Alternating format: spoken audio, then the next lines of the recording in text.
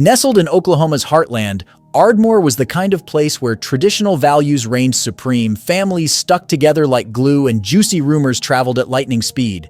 But underneath this tranquil facade, a complex maze of hidden truths and broken loyalties was about to explode into a grisly homicide.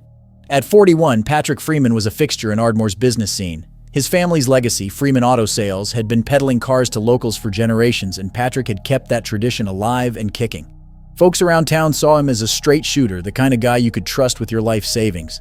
When he wasn't closing deals at the lot, you'd find Patrick playing an active role at the Baptist church down the street, where he served as a deacon and was always front and center at community shindigs. Patrick projected the image of an ideal family man, dedicated, kind, and seemingly devoted to his wife Anne and their daughter Courtney. Yet beneath this facade, Patrick harbored a significant secret. He had been grappling with his sexuality, which conflicted sharply with the conservative values of his community and church. This internal conflict drove him to lead a secret life, making discreet trips to Oklahoma City and Dallas, where he engaged in anonymous liaisons with other men. Despite his outward dedication to his family, Patrick felt emotionally detached from them, a divide exacerbated by his increasingly strained and loveless marriage with Anne. This hidden side of Patrick's life extended into a covert relationship with Joe Tucker, Courtney's 18-year-old boyfriend and a prominent high school football player. Initially introduced to the family by Courtney, Joe soon became close to Patrick, who took on a mentoring role. Patrick provided guidance, helped Joe secure a job at his dealership, and supported him financially. However, this mentorship was merely a facade for seducing Joe into a clandestine sexual relationship. By the summer of 2021, as Courtney celebrated her high school graduation and eagerly anticipated starting college and marrying Joe in the fall, Patrick found himself overwhelmed by the effort to conceal his affair and manage escalating domestic tensions. Courtney, who had always been close to her father, began to pick up on his unusual behavior, though she remained unaware of the true nature of his struggles. In the days leading up to his death, Patrick's behavior became increasingly erratic. He seemed preoccupied, distracted by something far more pressing than just work or family responsibilities. He often disappeared for long drives late at night or secluded himself in his home office for hours. His carefully constructed double life was beginning to crumble, setting the stage for the tragic confrontation that would end in his death. On the morning of August 14, 2021, around 7 a.m., Patrick Freeman's lifeless body was discovered by his daughter Courtney in the bathroom of their home. It was a quiet Saturday in Ardmore, Oklahoma, the kind of stillness typical for small towns. Courtney had woken early, planning to meet her boyfriend Joe for breakfast at Denny's. When she knocked on her father's bathroom door and got no response, she cautiously opened it, only to be met with a horrifying scene. Patrick lay on the cold floor, surrounded by a pool of blood. The bathroom mirror was spattered, and beside Patrick's hand was the handgun he kept for protection. Courtney's scream pierced the silence as she dropped her phone, frozen in disbelief. After a moment of shock, she rushed to her room, picked up her phone, and dialed 911. Her voice trembled as she struggled to explain the horror she had just encountered. Her thoughts raced, desperately trying to piece together how her father, the man she had always admired, could now lie dead on the bathroom floor. The dispatcher, sensing her panic, urged her to stay calm and remain on the line until help arrived. Courtney, still frantic, paced between the bathroom and living room, her breathing ragged. Within minutes, paramedics and police arrived at the modest ranch-style house. The paramedics confirmed what Courtney already feared: Patrick was gone. Reality hit her hard as she collapsed on the front porch, overwhelmed by grief. Her life had been shattered in a single terrible moment. Word of Patrick's death quickly spread through Ardmore, sending shockwaves through the tight-knit community. In a town where news spread faster than wildfire, especially in the age of Facebook and local news websites, Patrick Freeman's death sent shockwaves through the entire community. Neighbors began gathering near the Freeman residence, exchanging hushed whispers and speculating about what could have led to the demise of the man they believed to be a kind and upright citizen. Courtney was taken to the police station shortly after her father's body had been discovered. Still in a state of shock, she struggled to grasp the gravity of what had just unfolded. Meanwhile, her mother, Anne, who had been out of town visiting her sister in Tulsa, was hurrying back, completely unaware of the tragedy waiting for her at home. By mid-morning, the normally quiet town of Ardmore buzzed with fear, confusion, and a swirl of rumors about what had really happened to Patrick Freeman. The Ardmore Police Department arrived at the scene around 7:30 a.m. on August 14, 2021, less than half an hour after Courtney's frantic 911 call. Detective Greg Marshall, the lead investigator, was a veteran of the force with over 15 years of experience and known for his meticulous nature. The bathroom where Patrick Freeman's body lay was small but had recently been renovated, with pristine white walls and tiles now marred by the violence that had taken place. Blood had pooled around Patrick's head, with splatters streaking the sink, mirror, and walls. A Smith & Wesson .38 lay on the floor, close to Patrick's right hand. The fatal gunshot had been fired at close range, striking his chest, leaving no hope for survival. The detectives scanned the scene carefully. The rest of the house remained untouched. No broken windows, no signs of forced entry, and nothing appeared to be missing. It didn't fit the profile of a robbery gone wrong, especially in a place like Ardmore, where violent crime was practically unheard of. Detective Marshall crouched by Patrick's body, studying the gun's position next to his hand. While the bathroom showed no signs of a struggle, something about the setup didn't sit right with him. He instructed an officer to dust the gun for fingerprints and search the room for any other potential trace evidence. Marshall also made sure Patrick's phone, which rested on the counter near the sink, was collected.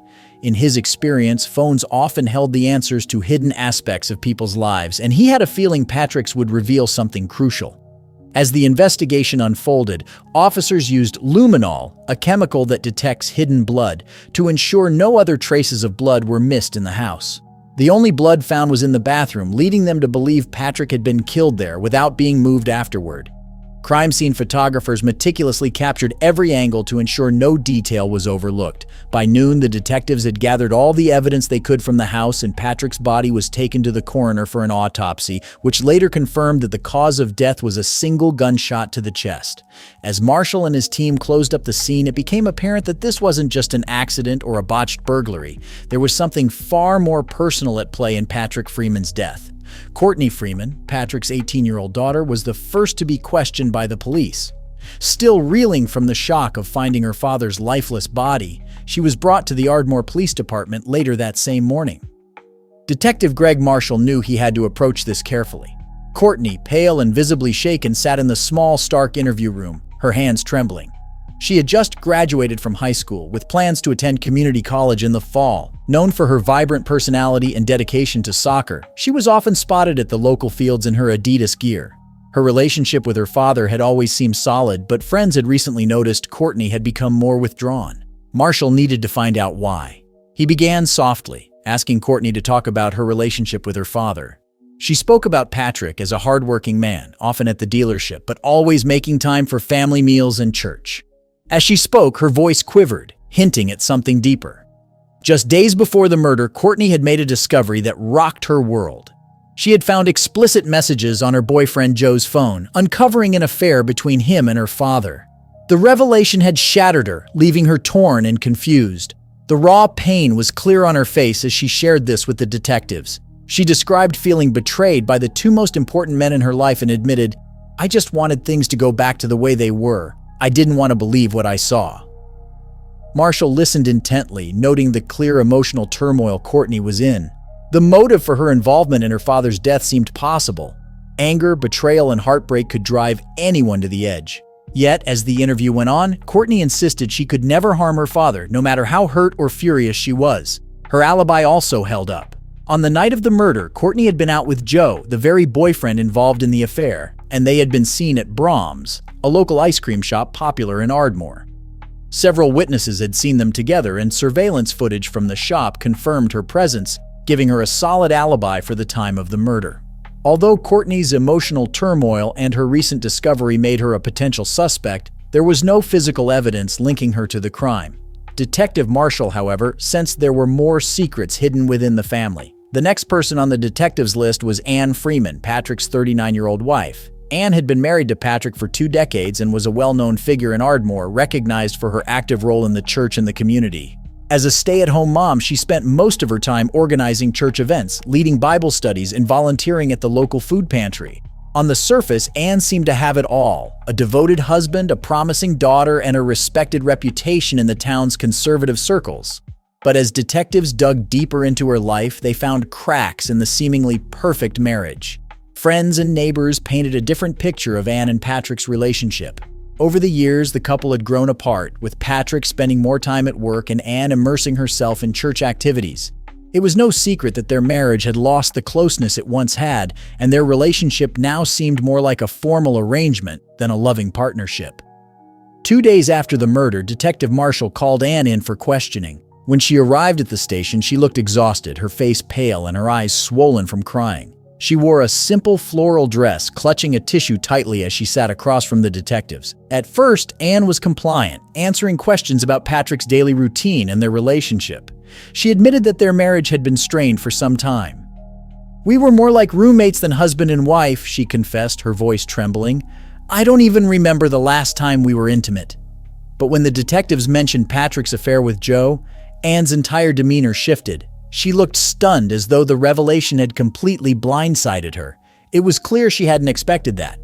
As the questioning went on, the detectives pushed Anne to explain where she had been on the night of the murder. Anne insisted she was out of town, visiting her sister in Tulsa, completely oblivious to the horror that would unfold back home. Her alibi seemed believable, but the investigators couldn't ignore the fact that Anne had a strong motive. Discovering the affair between her husband and her daughter's boyfriend could have been enough to drive anyone to their breaking point. Throughout the interrogation, Anne's emotions fluctuated between grief and anger. While she steadfastly claimed her innocence, she admitted the affair had devastated her. Despite this, much like her daughter, there was no physical evidence tying Anne to the crime. The detectives knew they needed more concrete proof before they could rule her out or confirm her guilt. Then, on the morning of August 23, 2021, just 2 days after Patrick Freeman's murder, the detectives caught a major break in the case. It was a humid, cloudy day with temperatures lingering in the 90s, and the small town of Ardmore was still buzzing with rumors about the murder. At around 10 a.m., Detective Greg Marshall received a critical call from the forensics lab. During a more detailed analysis of the crime scene, the team uncovered something that had initially been missed. The gun that killed Patrick Freeman had fingerprints on it, but they didn't belong to either Anne or Courtney. The detectives wasted no time heading back to the Freeman residence for a fresh look at the crime scene. While the house had already been combed through in the initial investigation, the discovery of Joe's fingerprints on the murder weapon prompted a deeper re-examination.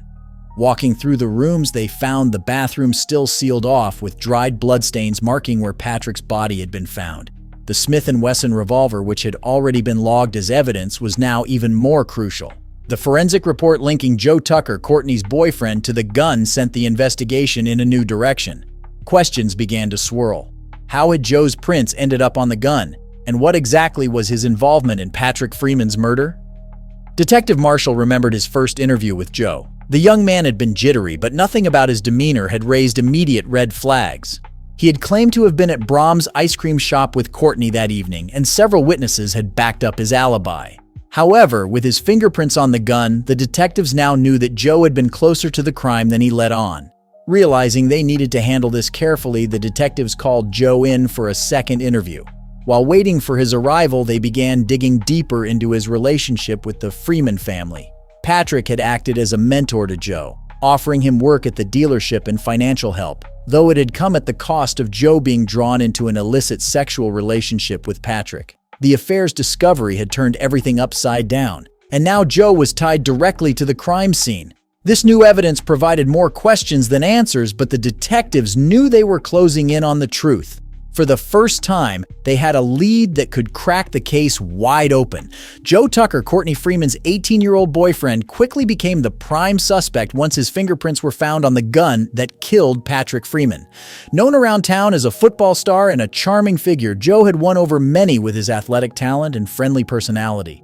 However, beneath that public persona was a young man dealing with deep personal struggles. Growing up in a chaotic household with his mother battling drug addiction and his father lost to alcoholism, Joe had been vulnerable. Patrick Freeman had stepped into that void, offering Joe work at his dealership and even letting him stay at the Freeman house when things at home got too tough. When Joe showed up at the Ardmore Police Department for his second interview, the tension in the air was thick. Detective Greg Marshall was ready to confront him with the damning evidence. Joe, visibly nervous, sat down, his hands fidgeting uncontrollably. Gone was the confident football star. Instead, he looked uneasy, dressed in a faded Sooner t-shirt and worn-out jeans. The detectives asked Joe to once again go over the events of the night Patrick Freeman was murdered. He repeated the same story. He had been with Courtney at Brahms enjoying burgers and shakes, but when the detectives revealed the fingerprint evidence, Joe's face drained of color. He stumbled over his words, struggling to explain how his fingerprints had ended up on the gun, adamantly denying he had killed Patrick. The questioning intensified, and the detectives began probing into Joe's relationship with Patrick. After hesitating for a long moment, Joe finally admitted that Patrick had been more than just a mentor to him. They had been lovers. He explained how their relationship had grown from guidance into something intense and overwhelming, something he had no idea how to navigate. He felt trapped, torn between his loyalty to Courtney and being manipulated by Patrick, who had both supported him financially and exploited him for sex. "I didn't want any of this," Joe muttered, his voice cracking under the pressure. As the interrogation dragged on, Joe's emotional state shifted from defensive to desperate. He firmly denied any role in Patrick's death but seemed to wrestle with inner turmoil. He claimed his love for Courtney was real and that he had long wanted to break free from Patrick's control. The detectives, however, remained skeptical. With Joe's fingerprints on the murder weapon and his history with Patrick, he stayed at the top of their suspect list. Despite Joe's emotional outbursts and erratic explanations, the investigators knew they needed solid proof before they could pin the crime on him. Joe remained a suspect, the dark and complicated relationship with Patrick looming large over the case. But everything changed on August 27, 2021, just before dawn, when the Ardmore Police Department finally uncovered the shocking truth. After weeks of probing, sifting through evidence, and conducting countless interviews, they identified the true killer. Courtney Freeman, Patrick's own 18-year-old daughter. Courtney was the last person anyone would have suspected. She was seen as an intelligent, motivated young woman, passionate about soccer and excited about starting college. Yet, beneath her composed exterior, Courtney had been carrying a crushing weight of anger and betrayal, feelings that ultimately led her to commit the unthinkable. The investigation took a sharp turn toward Courtney when her mother, Anne Freeman, dropped a bombshell on the police. Courtney had uncovered sexually explicit messages between her father, Patrick Freeman, and her boyfriend, Joe Tucker, just days before the murder. This revelation provided both a motive and a potential opportunity for Courtney to kill her father. Investigators quickly rechecked Courtney's alibi. She had claimed to be at Brahms with Joe during the time of the murder, but surveillance footage from the night revealed inconsistencies in her story. The timestamps didn't align with the timeline Courtney had provided, and combined with forensic evidence linking her to the scene, it was enough to bring the case crashing down on her. On the evening of August 27th, police descended on the Freeman family home, where Courtney had been staying with her mother. Normally a peaceful and conservative neighborhood, the area was now abuzz with flashing police lights and officers surrounding the house. Detective Greg Marshall, who had been leading the case from the start, knocked firmly on the front door. Anne opened it, visibly distraught, while Courtney stood just behind her, her face blank and devoid of emotion. "Courtney Freeman, you are under arrest for the murder of Patrick Freeman," Marshall calmly stated, reading her rights as she stood still, eerily calm as if she had already accepted her fate. She offered no resistance and complied quietly as the officers moved in to arrest her. As Courtney was led out of the house in handcuffs, Anne collapsed onto the porch, sobbing uncontrollably, overcome by the reality that her daughter had murdered her husband. She even lost control of her bladder in the emotional breakdown. Meanwhile, neighbors watched from behind their curtains, whispering in disbelief at the tragedy that had rocked their once close-knit, quiet community. For the Freeman family, nothing would ever be the same. The arrest brought some answers, but it left a deep trail of heartbreak and devastation. Courtney Freeman's trial kicked off on August 31, 2022 in Ardmore, Oklahoma. The courtroom was packed with locals, reporters from outlets like the Ardmore Daily, and members of the Freeman family. The case had captured the attention of the town, with the murder sending shockwaves through the tight-knit community. District Attorney Michael Granger led the prosecution, building a case around Courtney's intense feelings of anger and betrayal. Known for his thoroughness, Granger laid out the events that unfolded after Courtney discovered explicit messages between her father, Patrick Freeman, and her boyfriend, Joe Tucker. The prosecution argued that this discovery triggered Courtney to kill her father in a fit of uncontrollable rage. The key evidence included Patrick's handgun, which had Courtney's fingerprints on it.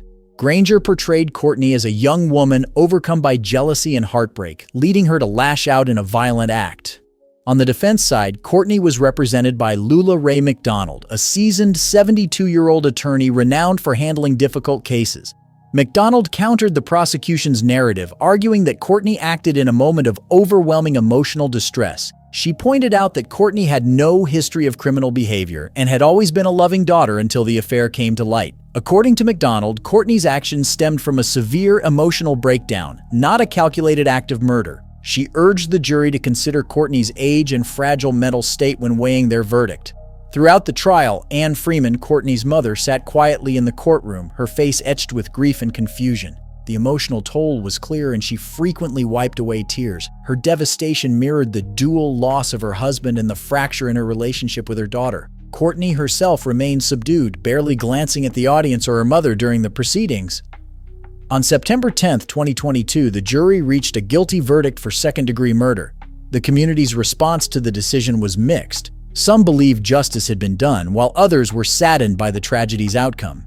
Courtney was sentenced to 25 years in prison with the possibility of parole after 15 years. For the Freeman family, the trial's conclusion brought a sense of closure, but the scars left behind were deep. The tragic circumstances had left a permanent mark on the family and the broader community. Following Courtney Freeman's trial, the fallout was significant for everyone involved. Ardmore, Oklahoma, a town known for its close-knit traditional values, had been rocked by the murder and the trial's aftermath. Now serving her 25-year sentence at the Mabel Bassett Correctional Center in McLeod, Oklahoma, Courtney faced a future far from what she had once envisioned. Her time in prison was defined by isolation and the heavy burden of regret. The bright future she had planned, college, a career, was now replaced by a grim reality. The case received widespread coverage from local media, such as the Ardmore Daily, and news outlets like Kexit TV, keeping the town constantly reminded of the tragic events and the lives forever altered. Anne Freeman, Patrick's widow, struggled to regain a sense of normalcy in her shattered life. She was forced to cope with the grief of losing her husband while grappling with her daughter's betrayal. Once active in church and charity work, Anne turned to her faith for solace, continuing to lead Bible study groups, though with a heavy heart. While the community surrounded her with support and sympathy, she couldn't shake the pain of her broken family and the deep scars left behind. Joe Tucker, Courtney's ex-boyfriend, faced his own set of challenges after the scandal. He left Ardmore to live with relatives out of state, trying to escape the fallout from the tragedy. Once known as a high school football star, Joe's image was tainted by his connection to the affair and murder. He attempted to start fresh, seeking work and a new life, but the emotional wounds from his past haunted him, leaving lasting impacts on his relationships and self-worth. In the end, the murder forever changed the lives of Courtney, Anne, and Joe. The town of Ardmore, too, was left grappling with the emotional fallout, trying to heal from the devastating events that had rocked the close-knit community.